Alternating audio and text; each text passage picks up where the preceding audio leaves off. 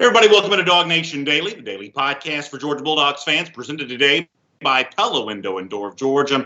My name is Brandon Adams. We're going to have John Stinchcomb coming up here in just a moment as part of our Marlowe's Tavern Insider Updater. Excited about having him, excited about having all of you with us as well, as we talk about some Georgia football in a time in which it certainly seems like we're heading more towards a legitimate belief that football will take place this fall. So we'll do a lot of that with all of you over the course of our program today, and really happy to have you with us. I want to specifically set something up about the Georgia defense here for a moment before I bring in John, because I was looking at some of the stuff that's been out there online over the last couple of days, and I just think it continues to speak to a scenario which, when we're watching Georgia football this fall, and honestly, I hope that we're in a stadium watching them with fans there, but if we're only watching on TV because it's like a lot of the sporting events from this weekend, fanless, either way, the product put out there by the Georgia defense, I certainly expect it to be a must-see situation. And a couple things jumped out at me. I saw where Pro Football Focus was, touting once again the fact that Georgia only allowed 2 rushing touchdowns for the entirety of last season. How much fun is it to think about Georgia bringing back not just a successful defense, but a physical defense once again, a defense that is dominant at the line of scrimmage. That was always one of the things that impressed me about the team in 2019 compared to where it was in 2018. The fact that in 2018, Georgia legitimately, I believe, had some trouble with the run, against the run. In 2019, they answered that in an emphatic way. Fun to see how that group takes the next step in that regard this upcoming season. Also, I saw where one of the draft sites was touting Quay Walker as a future NFL draft pick on the heels of a lot of Georgia linebackers going into the league in the Kirby Smart era thus far. So fun to think about the veteran players like Walker, the younger players who could be getting ready to make their mark. And over the course of our time together, we'll talk a lot about that here today. And we'll even get John Stinchcomb some on that coming up in just a moment. All of it today brought to you by our friends at Pella Window and Door of Georgia. They can help equip your house with energy-efficient windows and doors. That means a couple of really good things for you.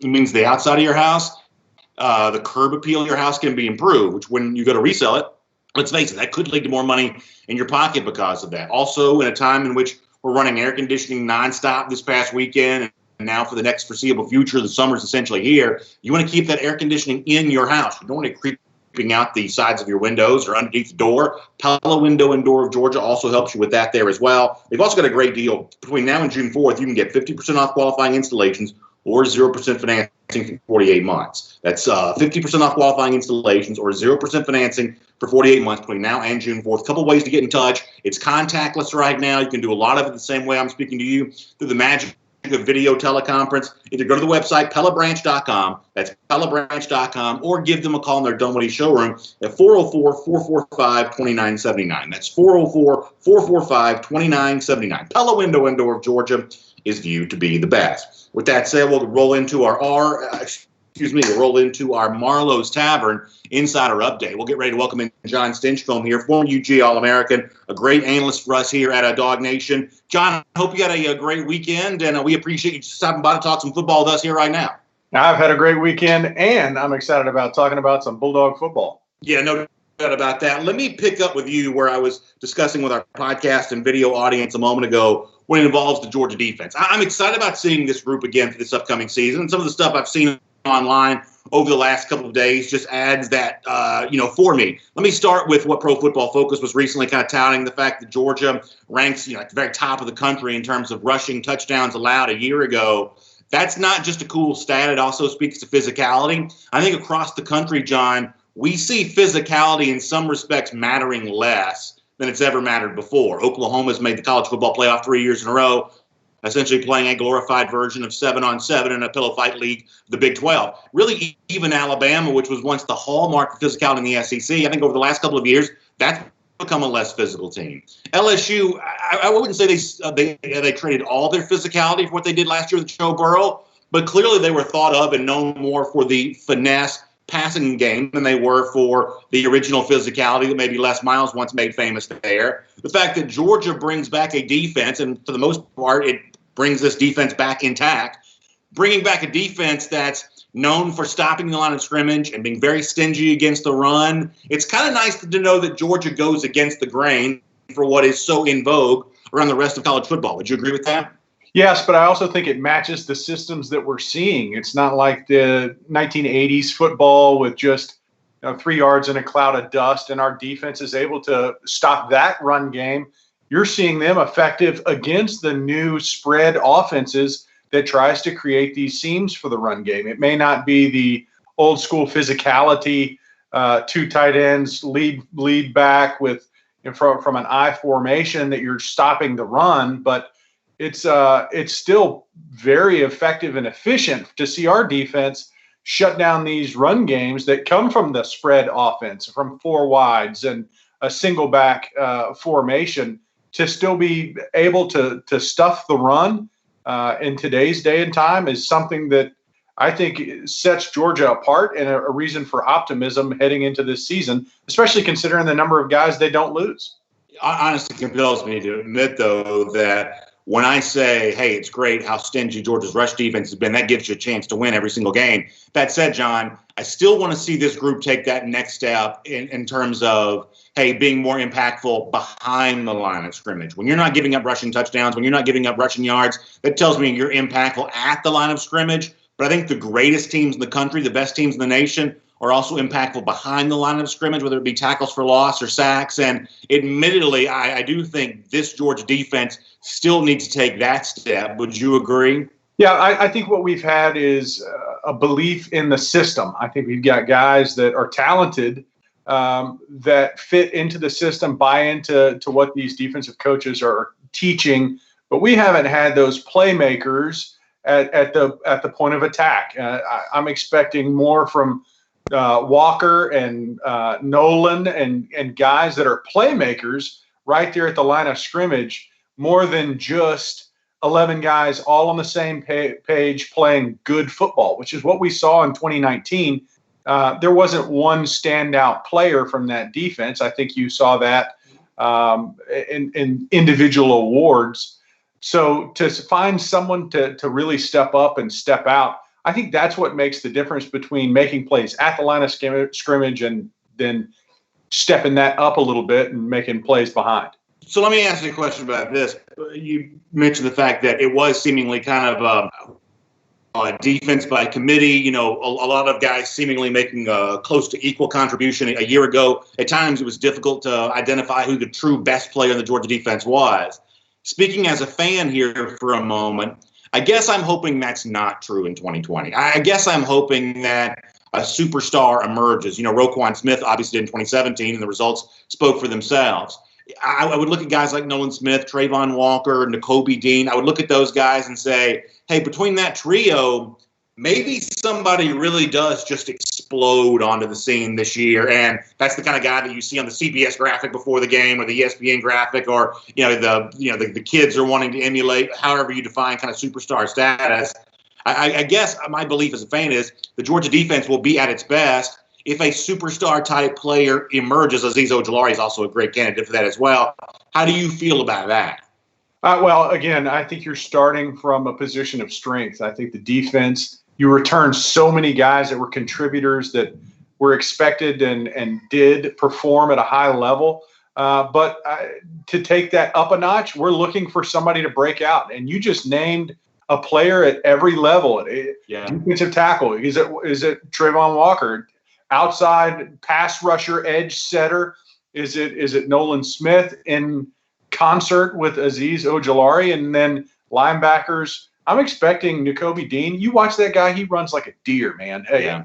The Notre Dame game last year where tight ends were making big plays, I expect that to kind of be quashed the way that we saw Roquan make plays sideline to sideline. I think Nakobe has that athletic ability to make plays all across the field. So he's a great place to start. And then in the back end, the return of Richard LeCounte, I think, is a big deal. He had that potential to utilize his athleticism, his physicality, and move on to the next level. But I think he was wise in saying he still has more meat on the bone. There's more left on the table for him.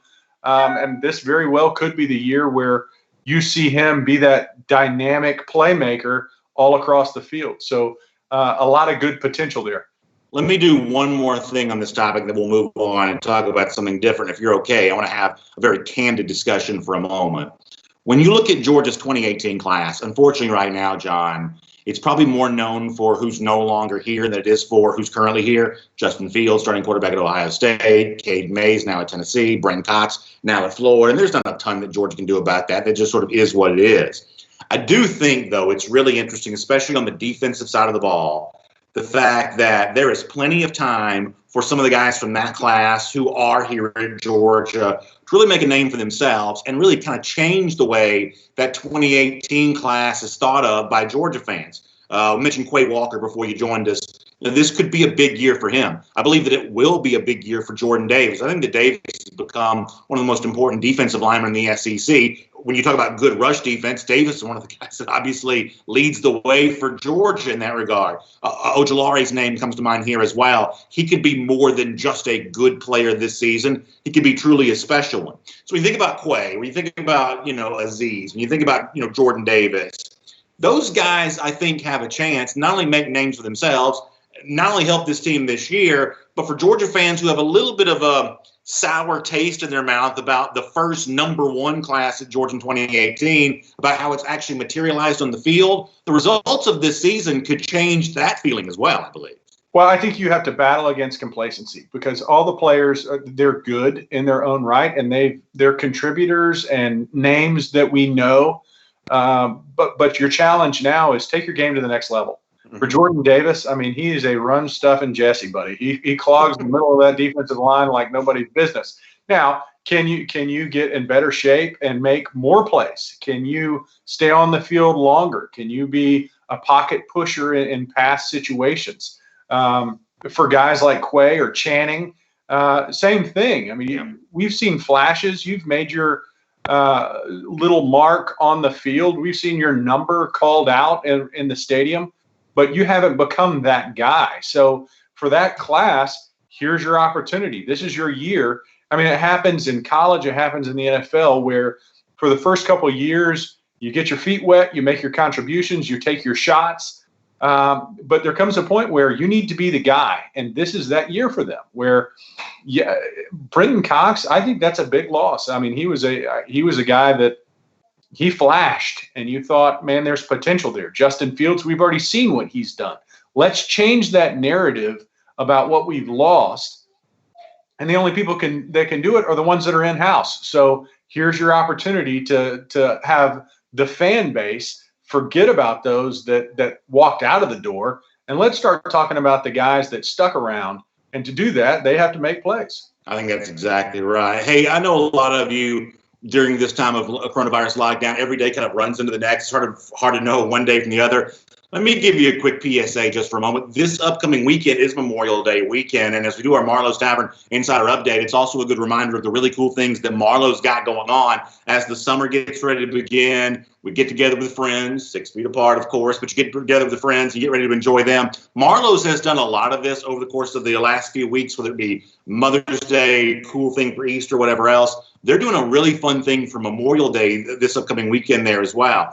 So let me give you the details on this. You want to order yours by Thursday at 5 p.m. So this upcoming Thursday at 5 p.m., get it ordered. You got hummus, wings, the JT kettle chips, all kinds of really cool stuff, tavern burgers, Prestige Farms chicken, of course, as well. A lot of really fun stuff to choose from, great menu to select. Get it ordered by 5 p.m. on Thursday. Then you can get ready to enjoy this upcoming Mother's Day weekend. So here's the website to go to. It's marlowestavern.com/memorial-day-to-go. Now, for our video audience, it's a lot easier to read, but let me just say it for podcast radio. marlowestavern.com/memorial-day-to-go with dashes in between every word on Memorial Day to go. You can check that out. The Mother's Day, the Easter, Very, very popular, and I know the Memorial Day weekend spread is going to be great there as well. So get yours ordered by 5 p.m. this upcoming Thursday with our friends there at Marlowe's Tavern. By the way, some of these taverns, I believe we may be getting very close to hearing some good news, and some of those getting ready to enjoy some patios here coming in pretty soon there as well. We'll tell you more about that when it is appropriate to do so. Continuing here with John Stinchcomb on our Marlowe's Tavern Insider Update for a moment. John, one of the things we've talked about a lot in just the last few days is I think the growing willingness to be skeptical of the Georgia offense on the record by some of the SEC network or national analysts, and the suggestion that opens the door for Florida. We've heard Chris Doering, who I like from the SEC network, saying that. We've heard Danny Cannell, who I don't really like from CBS, kind of saying the same thing. It doesn't bother me necessarily. And in fact, I think there's probably a good thing for Georgia fans to see the offense's feet held to the fire, because I think there is a reason that Georgia has made the offseason changes that it has made. But one in particular that Chris Doering pointed to was the absence of Sam Pittman. That lack of continuity might hurt Georgia. I know you like Matt Luke. We've talked about that a ton. Specifically on the topic of Pittman not being here, first full season for Matt Luke, how much of a hiccup do you think legitimately should be expected from that transition? I don't see it happening. I really don't. And here's what's funny about these analysts, sitting here talking behind screens, is that's all we can do right now. It's all speculation. It's all, conjecture based on expert analysis. That's just fancy ways of saying we haven't seen the product yet. And right now, Georgia's at the top of the heap. And that's when you're looking at, here are the flaws, here are the chinks in the armor that make them susceptible to these sorts of criticism.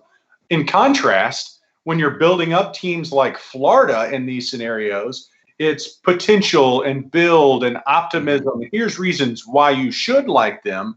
So you see the dichotomy there. Georgia, this is what's wrong with them. Florida, this is what makes them great at this time of year, of why this could happen.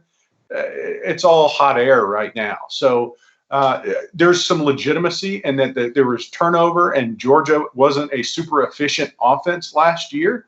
But there's also just as much reason, if not more, to be excited about Georgia's offense than anybody else in that conversation. Well, let me squeeze in one more on this, and I want to ask you another thing before I let you go here as part of our Marlowe's Tavern Insider Updater. I'm a big believer that if you keep doing what you've always done, you'll keep getting what you've always gotten. And for Georgia offensively, that's been just short of a national championship standard these last few years. However, some people would say because of the weird offseason, no spring practice, uncertain when folks are even getting back to Athens here at this point in time, that whatever changes we would have seen from Georgia, now we see less of those changes because you don't have enough time to implement them. This is an unfair question because we've never experienced this before, but how much do you think the weirdness of the offseason impedes whatever Georgia was planning on doing with Todd Monken?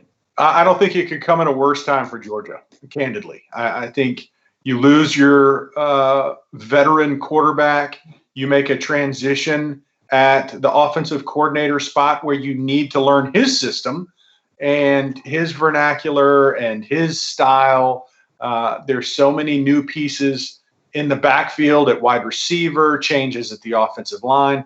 This pandemic came at arguably the worst time for Georgia that it could. I think any other year in Kirby's era, except for the first one, the offense would have been better situated to handle this type of adversity. So there's a lot to overcome for this offense. I agree with that, just because there's so much new. There's so many new moving parts, new coordinator, offensive line coach, positions, skilled positions, your big boys up front.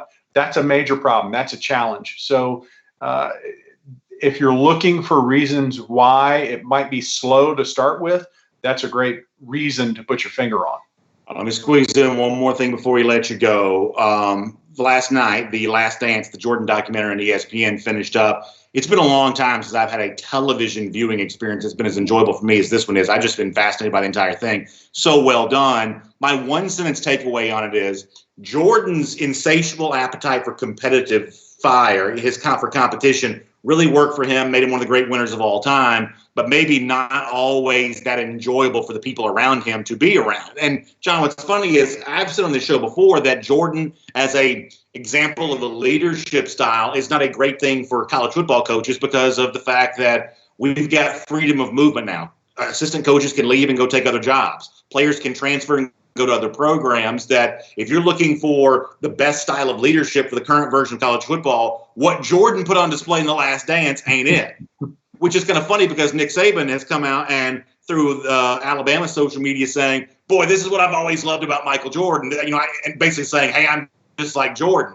I would say some people would say, yes, Saban kind of has been just like Michael Jordan, unbelievably successful, not always fun to be around. That's why assistant coaches leave. That's why a lot of Alabama players seemingly had more affection for Scott Cochran than they had for Saban. What do you think of this in terms of if you're trying to build a winner in 2020, how much insatiable competition, win at all costs can you have? And how much room do you need to leave, like seemingly Ed Orgeron has done a bit, Dabo Swinney has done a bit. I believe Kirby Smart does to a degree.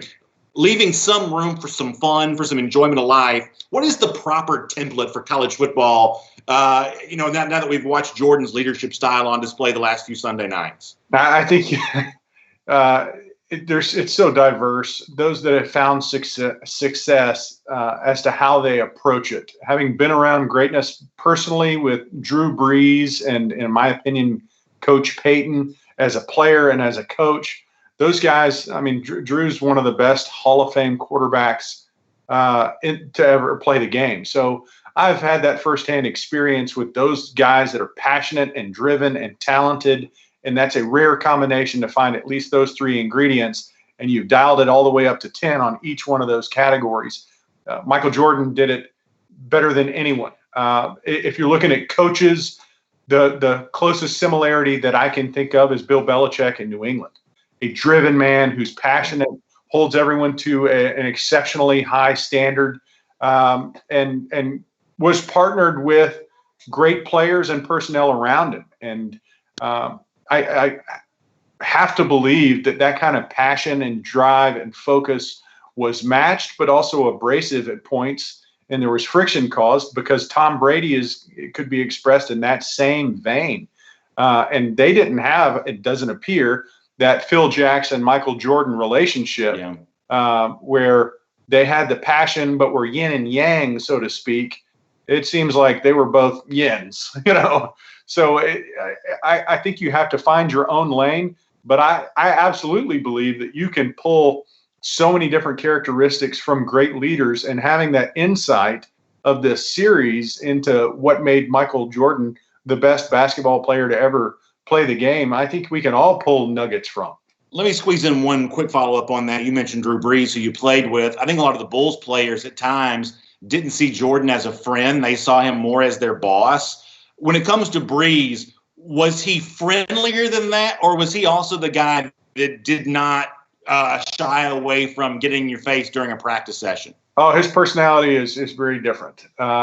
Their passion for the game, their commitment to being great and exceptional, their willingness and ability to take on more than just being a position player and this sounds silly, but a simple leader. I mean, they take more onto their plate and put more on their back than anyone else. Those are the similarities. Now, Drew's one of the most relatable guys that I've ever been around. I mean, he's somebody that you enjoy being with and around and playing beside because they take their game to the next level and push themselves constantly. You feel like you're trying to reach that same standard, but he wasn't the get in your face, chew you up and down, you're letting me down type player.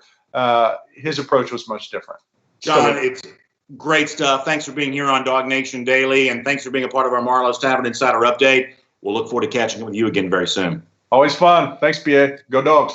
Good stuff there, John Stinchcomb, Marlowe's Tavern Insider Update here on DawgNation Daily, presented by Pella Window and Door of Georgia. It's always so interesting to hear John's insight on UGA, plus, leaning on his experience in the NFL, having won a Super Bowl with Drew Brees and the New Orleans Saints. We're really lucky to kind of get that kind of just insight into the game of football. Really good stuff. And Obviously, the Last Dance stuff on ESPN last night was great. I mean, really, it was a great sports weekend. I'm going to get a lot of your comments here in a moment, but I did want to mention that I feel like sports are back now, and it's only going to grow from here. Now, is it the right thing? Health, what's going to happen? Second wave? I have no idea. I have no idea what any of that's going to be, how any of that's going to play out. But it seems pretty obvious to me we're heading back towards sports, that we're not going to have any more sportless weekends for a long time. And, when I think about a big sporting weekend, I don't know that I would ever define it this way, as it's UFC fight, it's German soccer, it's documentary, it's charity golf event, and NASCAR race. But listen, it felt like any college football weekend I've ever had to me, because I was glued to all of it. And really, probably the best thing I saw this weekend was the UFC fight. I've never really been a big UFC fan, but I thought the UFC event over the course of the weekend was really well done. Saturday night, very, very compelling storylines in the main event, pretty interesting stuff on the undercard.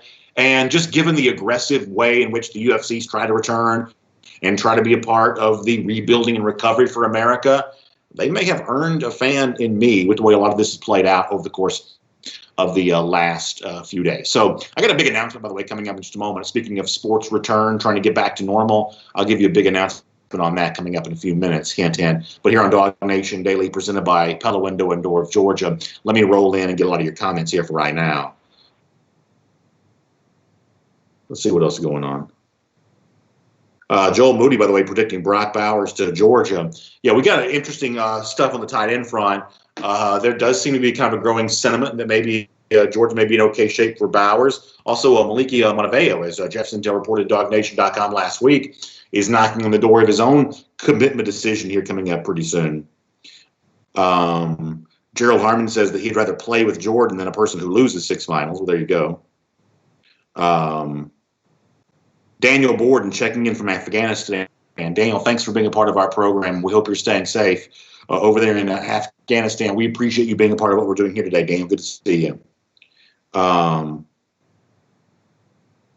Bryan, good to see you checking in. Dante Edie, excited about Brock. I don't know if that's Vandegrift or Bowers. Dante, which one is that? Which one is that? Randy Hall says, if you like Brock Lesnar, you must like UFC. See, I'm not that big of a Lesnar fan, to be honest with you. He's had some good matches, but he's never really been one of my favorite wrestlers. And for whatever reason, I've just never been into UFC that much. Used to be a huge boxing fan. At one point in time, I was a very big boxing fan. Obviously like pro wrestling. For whatever reason, I've just not really been into UFC. I'm not against it. I've just not really been into it. I just don't know a lot about it. To me, it seems like the kind of thing that you need to know something about to appreciate and understand. I didn't know what I was watching on Saturday night, though, and on ESPN. I thought it was really well done. Very well done. Robert Reynolds says every recruit in the nation is heading to Rocky Top. Chris Branham on the subject of The Undertaker. James Crump says he thinks the Montevideo is going to Tennessee. Kyle Hendricks says it was a good race. Yeah, I enjoyed the race yesterday. NASCAR is something I've been into now for a couple of years. My son likes it, and so I've kind of got into it because of that. I thought the race was good. I thought that, Jimmy Johnson wrecking, at the end of stage one when he's about to win, obviously it would have been kind of an emotional thing, not win the race, but win stage one. That was kind of disappointing to see. And then Ricky Stenhouse wrecked on the first lap of the race. But it was pretty fun, pretty entertaining stuff. Dante Edie says he's talking about Brock Vandegrift, not Brock Bowers. Listen, I like Brock Vandegrift. I like what he brings to the table. Randy Hall, thanks for the kind words. Appreciate that on the slick hair. This is one of those days where sometimes it seems like on Mondays I'm running around trying to do 1,000 things before the start of the show, and so I was a little late getting into the shower.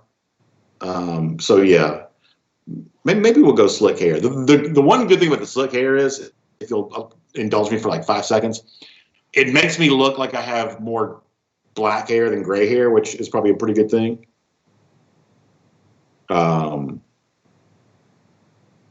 agree with Michael Webb, who says our best recruiting tool for some of these guys is going to be to see what the offense looks like when it hits the field. And, I hope I'm not being too flippant about this, but I think if you're a smart coach, I think you can find a way to implement a successful offense even during a short period of time. I think sometimes genius is demonstrated in simplicity. So I think that if you've got shorter practices, weird schedule, no spring, all the more reason to have a good coach in place. All the more reason to have a coach that can simplify what the offense is all about. Basic, best practices, fundamentals to go out and, take advantage of the players that you have.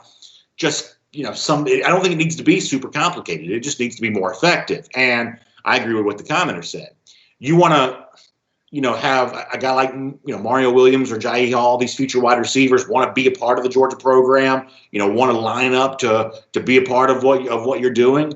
Go out there and show them another generation of recruits, the Burtons, the Arian Smith, the Justin Robinsons, the Marcus Rosemees, that group from this past class. Go out and show them, on display, getting it done in a offense built to take advantage of their skill sets. I think that becomes a great commercial for UGA recruiting. I agree with the commenter on that. I do. Over here on YouTube for some more. Noah Sheldon 500 says Tommy Bush and Trey Blunt need to step up big. Yeah, this is one of the things I've been a believer in, that, the absence of playing time for a lot of these guys should not be used to indicate that they're not good players. In Bush's case, he obviously has the look, but I'm going to tout Blunt here for a moment. Blunt actually played a good bit in 2017. He had the physicality necessary to be on the field. If some of y'all have better memories than I do, am I correct in saying that Trey Blunt was actually on the field for the Sony Michel Wildcat touchdown run walk-off against the Rose Bowl? Like, that's how a part of the offense in terms of actually being on the field Trey Blunt was in 2017.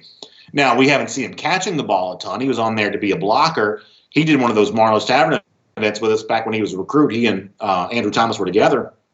And he said, listen, I'm coming to Georgia with the understanding of you've got a block to get the rock.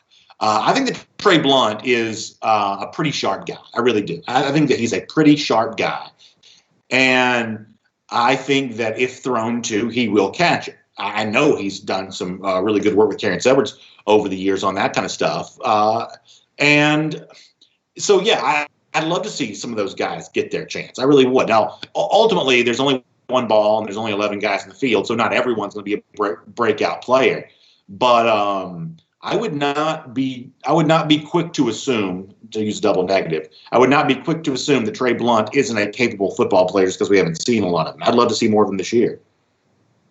Scott Harris says that he heard that Jamari Salyer has lost some weight. I think where that's coming from is some of the videos that kind of got passed around last couple of days of some of the workout stuff that he was doing. Certainly has the appearance of being a little bit more slimmed down, which would also kind of coincide with what a lot of us assume, that the new offense, led by Todd Monken, the influence of Matt Luke as offensive line coach, that we may see the Georgia offensive line trying to do a little bit less mauling. That's what this group is famous for, attempting to do the last couple of years. They may now be looking to move around, be a little bit more athletic version of themselves here. So do with that what you will. Mike D says he's looking forward to Matt Luke. I really am. I thought he did a good job with the Sugar Bowl too, Mike. I think he's got great energy as well. I think Matt Luke, to plugged in Georgia fans, he's already a pretty big fan favorite, I would say. I think to even casual fans, I think there's a chance that Luke, assuming he sticks around for a couple of years, not doesn't take another job somewhere, I think that Luke is going to be potentially just as popular as Sam Pittman was. And I say that as someone who believes that Pittman's popularity at Georgia was justified. Pittman's a great recruiter and I think a really good offensive line coach. I think that Matt Luke has a chance to be just as popular. I really do. Let's see what else is going on YouTube here. Dallas Schwartz likes the idea of stacking and packing some recruits. I like that. Racking and stacking. That's pretty well said. Noah Sheldon, the subject of Robert Beal. Yeah, listen, there have been a lot of guys who've had that chance to really break out, and maybe some more of these guys will. Fred Howard said, what about Micaiah Tongue? Tongue's one of those guys, I'll admit, that I don't really know where he fits into all this right now. I always felt like coming out of high school that Tongue, to me, had the look of a really good defensive back. I'm not saying that a position switch is in order for him. I'm just saying that I've not been 100% certain of where Micaiah Tongue fits into the picture. At receiver right now for Georgia, it's really, really crowded. Can Micaiah earn some time in that situation? Obviously he can, but I don't have great certainty of where he fits into the picture right now. But he's got a great look though, good looking body. Has the build that you would expect to see from a successful SEC player. Scott Harris says, I'm willing to give up a bit of Pittman's recruiting to get Luke's on-field coaching and energy. And that's an interesting trade. Gosh, when you look at the way that Luke recruited on a short-term basis for the class of 2020, I'm not so sure how much of a drop-off there really was. You don't end up not getting Joshua Braun, but ultimately in terms of the recruiting battle that Georgia really needed to win, Georgia and Luke in particular stepped up and won them. In the case of Ratledge, I don't think it was any given that was going to go Georgia's way, and Luke earned that. In the case of Broderick Jones, different people may say different things, but Luke had the aggressive move of getting Broderick not to take that final official visit to Auburn. When you look at what's going on here for the class of 2021, time will tell. But Georgia's already been impactful, and there's more names to come. If Georgia pulls the Dylan Fairchild, if it pulls the Amarius Mims, if it pulls the Terrence Ferguson, assuming you got room for all of these guys, if it pulls those names, you'll be hard pressed to find an example of Luke not recruiting as well as what Sam Pittman did. So we'll see. Noah Sheldon likes the talent in that wide receiver room. Yeah, it's pretty talented. Chili Vic on the subject of LSU not taking Micaiah Tongue. Yeah, that was one of those guys that LSU did not seem to be as involved with from a recruiting standpoint. Back over to Facebook here for a moment. Always good stuff coming in here. I'll also take a moment to say this. As promised a moment ago, a bit of an announcement. We really believe that you look at the events of the weekends, folks talking NASCAR, folks talking Jordan Doc, folks talking UFC. It's just a fun weekend, right? It just sort of feels like we're trying our best to get back to normal. I think the next step for that is to get back to DawgNation Daily, presented by Pella Window and Door, the way that we came to expect it for years and years and years. And this week, that's going to happen. We are making our triumphant return to our DawgNation World Headquarters Studios on Wednesday. So we'll be back to normal. In studio, doing the full show, not asking you to watch the video, go listen to the podcast. We are here to do all of that. So cannot wait for this upcoming Wednesday. Back in studio again. Really looking forward to that. The good news is, as I've explained before, we have a very socially distant studio as it is. They've been generous to give us a very big space. My place where I broadcast from, producer, separated by a glass wall. So I'll never come in contact with anyone. I'll be completely safe. Only going to be there for the time of the show. After that, I'll be coming back home to do the rest of my prep work and everything else. So there's really no social distancing reason why we shouldn't do it. So starting Wednesday, we are back. And if you want that next domino to fall that lets you know we are heading back towards a fall the way we've all come to love them, I would say the DawgNation Daily, presented by Pella Window and Door, being in studio is a pretty good example of that. And Wednesday, we're making our return. I was there on Friday briefly in the studio with our buddy Connor Riley, doing some work to make sure we were all good to go, making sure everything was still working the way that it did the last time we were there. And the good news is we're all ready to go. So this has been great. I appreciate Michael Carvel, who's been our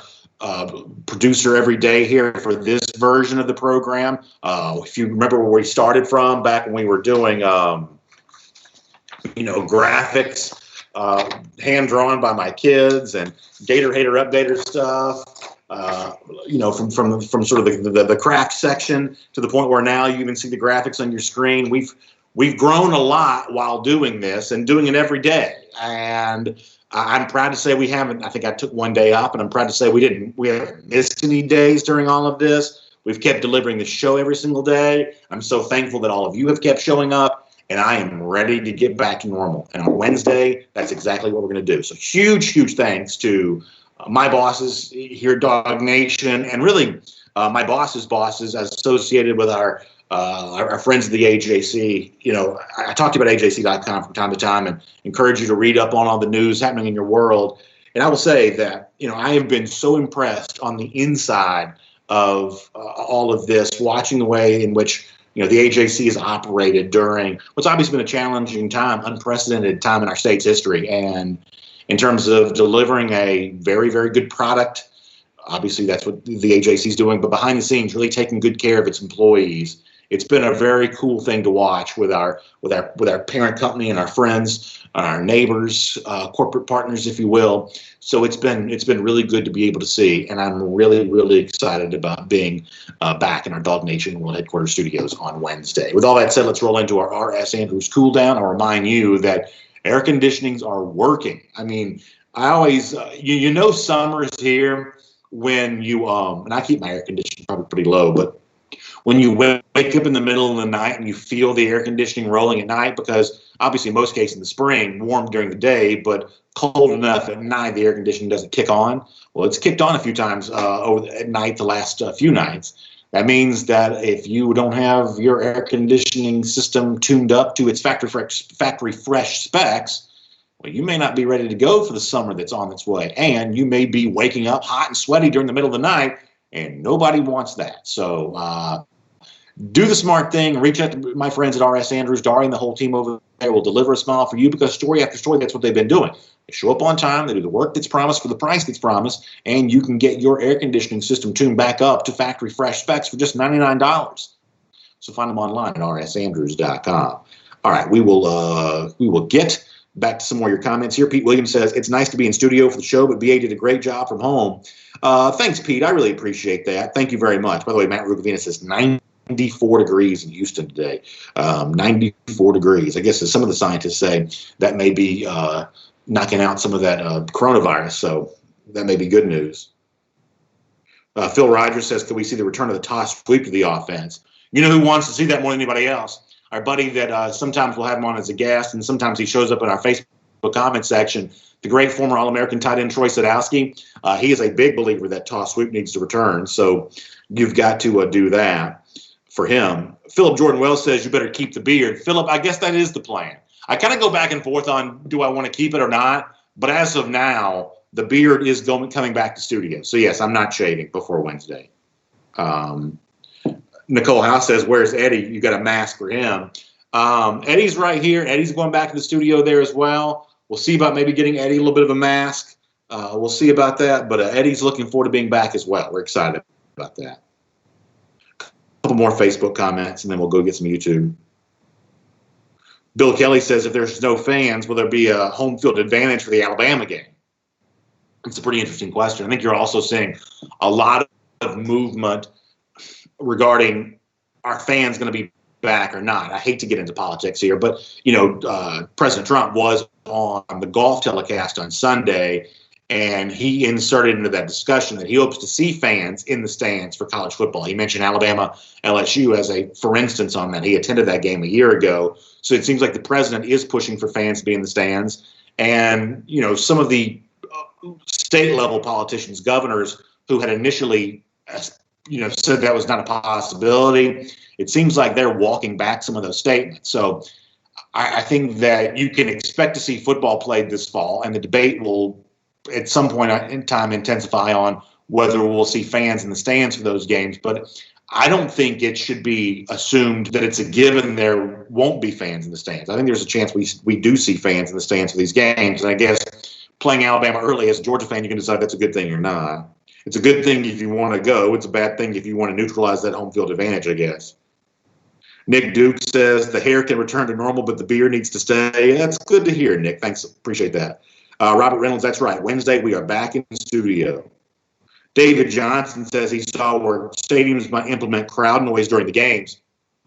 I think if I had to guess, the reason why they're going to do that is I think they want to mute the stuff that you would hear without the crowd. Because, I watched some of the German soccer over the weekend. It's amazing how weird it is, how quiet it is. And when Harvick won the race on Sunday, he even mentioned this when he got out of the car. You do the burnouts, the donuts, things like that. You get out and there's cheers going on. You can't really hear the cheers during the race because the cars are so loud. But when the race is over, driver gets out, you want to hear those cheers, and it's like dead silence. It is kind of weird. I mean, let's just be honest.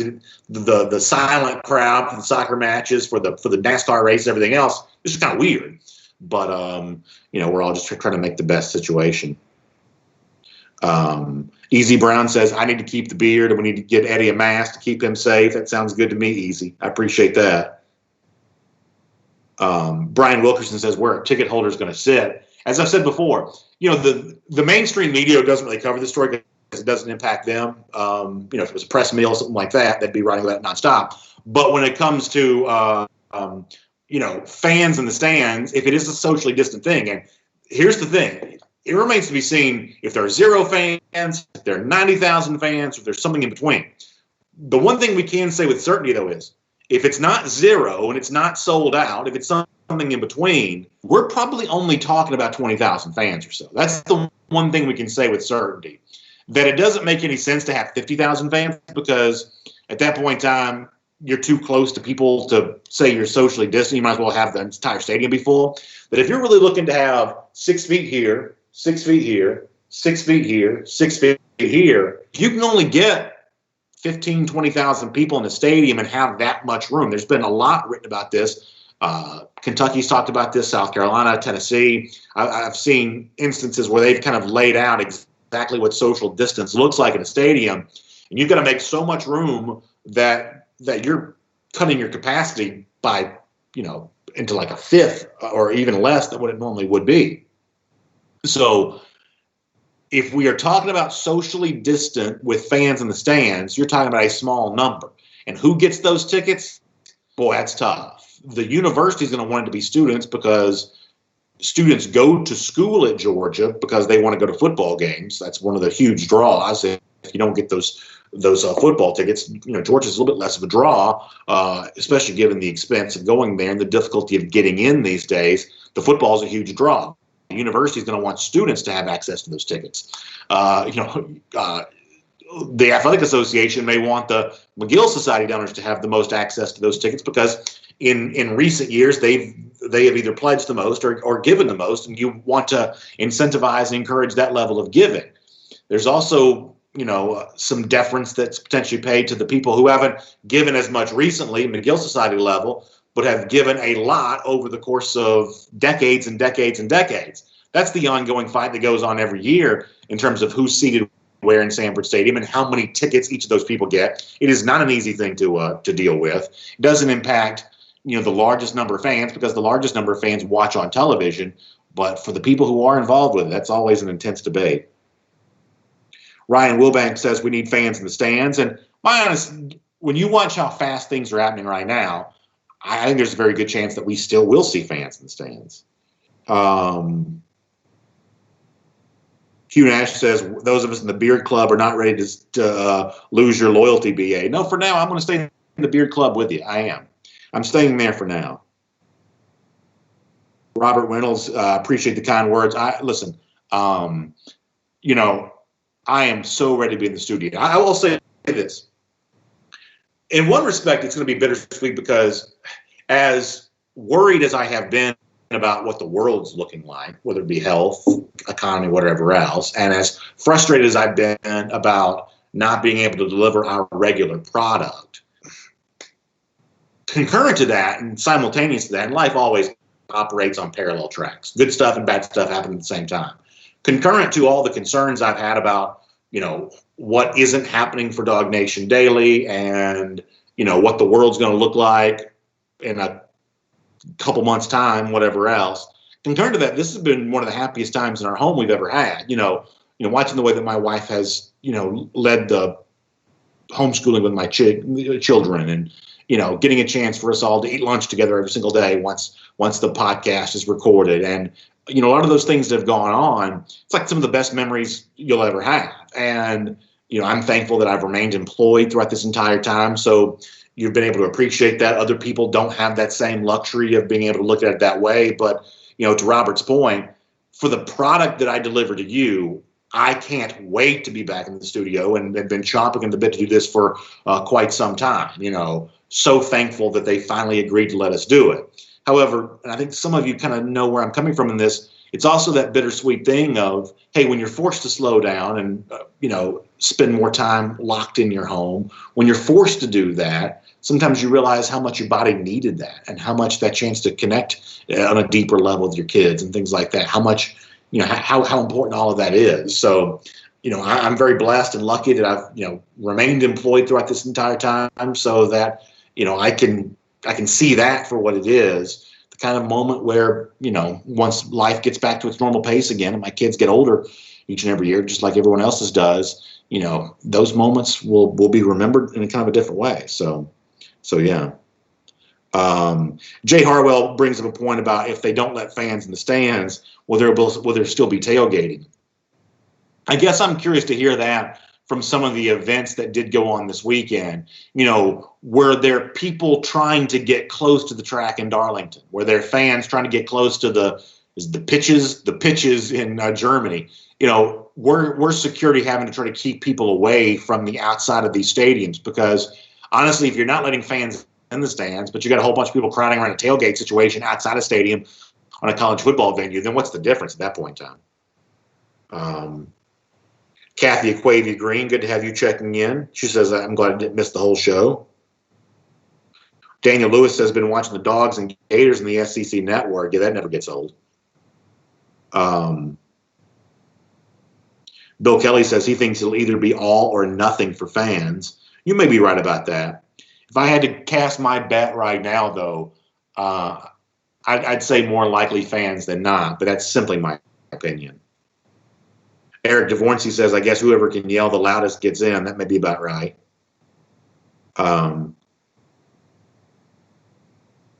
Let's see. Keith Old says, this is a very common refrain.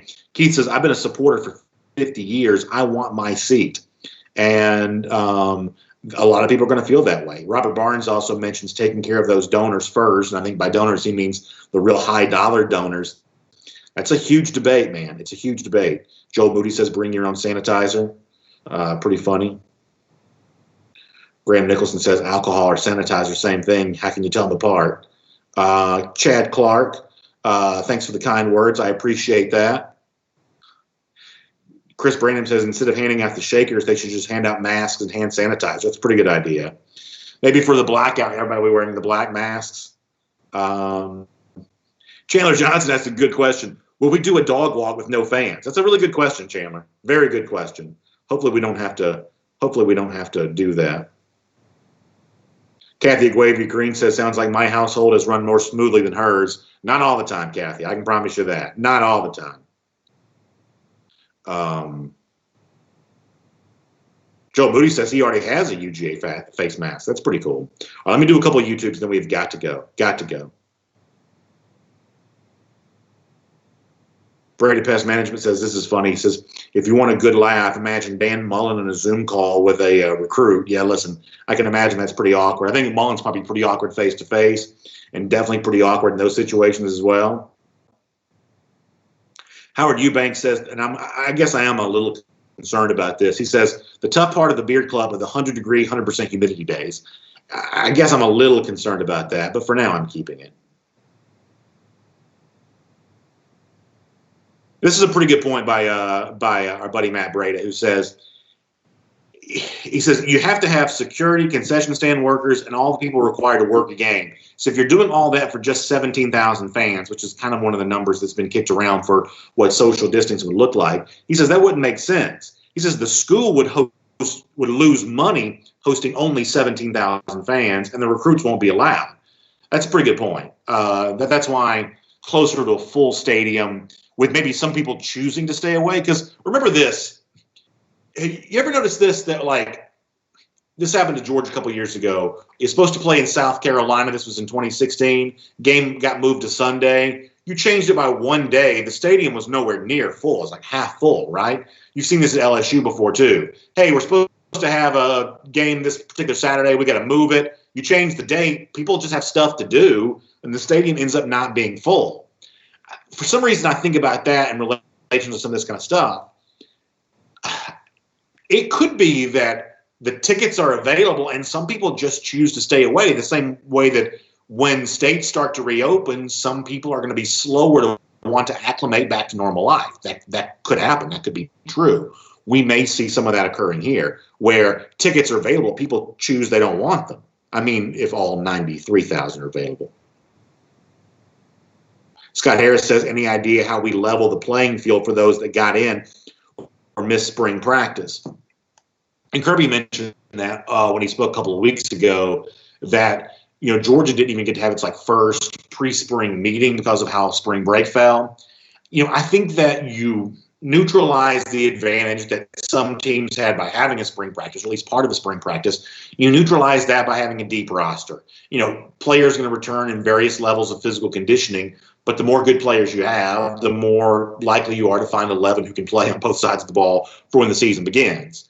And I think you neutralize that by trying to find a simple, efficient offense that takes advantage of the playmaking skill position players that you have.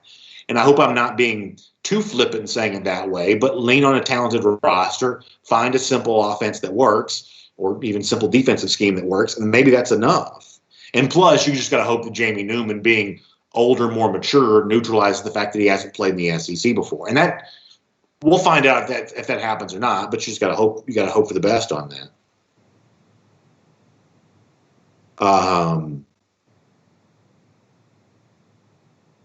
Let's see what else. One or two more we got to go.